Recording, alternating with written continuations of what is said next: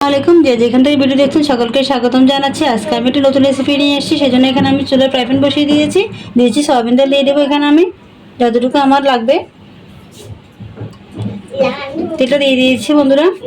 তেলটা একটু হালকা গরম করে নিব।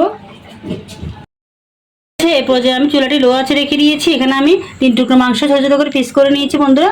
এটা একটি মাংস পিস তেল ছেড়ে দিচ্ছি বন্ধুরা। সবকটি মাংস পিস আমি তেলে ছেড়ে দিয়েছি। একটা সাইড ভেজে নিব। সাইড হয়ে গেছে, এবার আমি একটু প্যাচেলের সাহায্যে উল্টিয়ে দিচ্ছি। প্রতিটি মাংস পিস আমি উল্টিয়ে দেবো বন্ধুরা। চুলাটি লো আঁচে রাখবেন। কয়টি মাংস পিস আমি উল্টিয়ে দিয়েছি। এবার আমি এটা ভেজে নিব আবারও। ভাজা হয়ে গেছে, এবার আমি ছাঁকনির সাহায্যে মাংসগুলো তেল থেকে উঠিয়ে নিব বন্ধুরা। সবকটি মাংস পিস আমি ছাঁকনির সাহায্যে তুলে নিয়েছি। এবার আমি এখানে দুটো শুকনো মরিচ নিয়ে নিচ্ছি। মরিচগুলো একটু ভেজে নিব হালকা করে তেলের মধ্যে।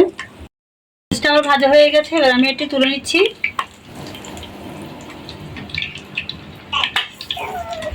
কুচি করে নিয়েছি, ভাজা কুচিটা আমি তেলের মধ্যে ভেজে নিব।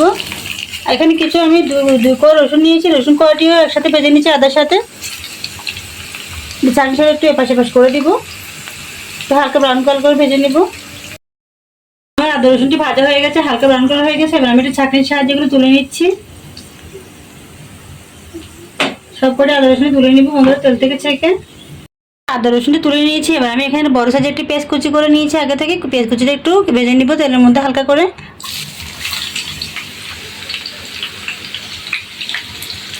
চাটনির সাহায্যে একটু ভালো করে মিশিয়ে দিচ্ছি তেলের মধ্যে।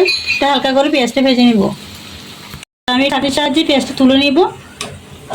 চুলাটা বন্ধ করে দিচ্ছি, তেলটা যাতে ভিতরে ঢুকে না যায়। এই পর্যায়ে তেলটা এভাবে এই পেঁয়াজটা এভাবে করে রাখবেন, রেখে পেঁয়াজটা ভেজে নেবেন। পেঁয়াজটা তুলে নিচ্ছি আমি।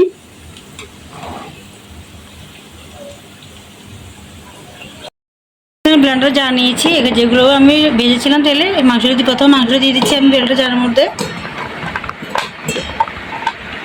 এবার দিয়ে দিচ্ছি শুকনো মরিচ, যে দুটো শুকনো মরিচ ভেজেছিলাম আমি মরিচটা দিয়ে দিচ্ছি।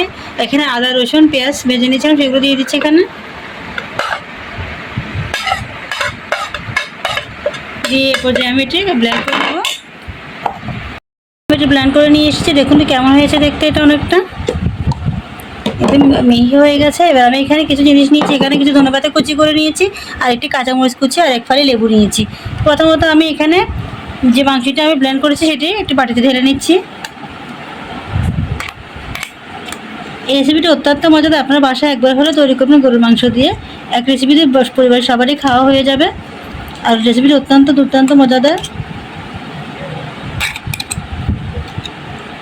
লবণ দিয়ে দিচ্ছি, আর দিয়েছি একটু সরিষার তেল দিয়ে দিচ্ছি যতটুকু আমার ভর্তাটা তৈরি করতে লাগছে। 1 চামচ সরিষার তেল দিয়ে দিলাম। আর এখানে আমি যে লেবুটা নিয়েছি, লেবু ফালি টাইপের রসটা দিয়ে দিচ্ছি অ্যাড করে ধনেপাতার সাথে।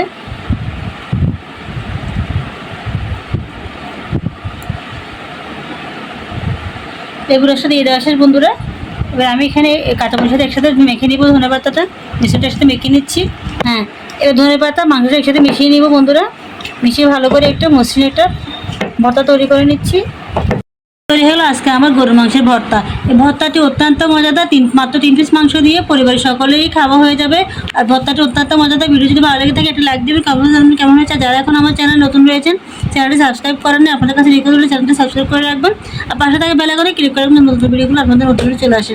তো বন্ধু, যারা আজকে নতুন ভিডিও নিচ্ছি, দেখা নতুন ভিডিওতে। সবাই ভালো থাকবেন। আল্লাহ হাফেজ।